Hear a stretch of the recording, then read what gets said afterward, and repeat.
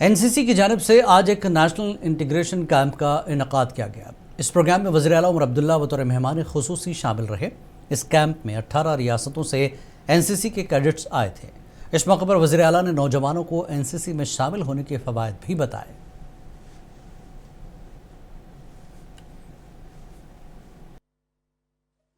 NCC से इसमें जो बच्चे जुड़ जाते हैं बहुत फायदा होता है। डिसिप्लिन, एक सेल्फ अवेयरनेस और सेल्फ कॉन्फिडेंस, मुल्क को लेके प्रेम और कुछ ऐसे रिश्ते जो जिंदगी भर के लिए उनके लिए फायदेमंद साबित होंगे। और तो और कम उम्र में ये बच्चे बहुत कुछ हासिल कर सकते हैं और कर भी देते हैं। आपने जैसे देखा 10 एनसीसी के कैडेट्स जो हैं वो दुनिया के सबसे बड़े चोटी पे जाके उन्होंने झंडा गाड़ा।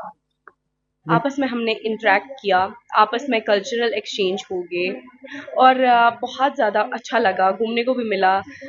इस कैंप के बहुत सारे फ़ायदे हैं। नेशनल कैंप है, हमें घूमने को भी मिला और हमारा कश्मीर है, हम कश्मीर से हैं खुद।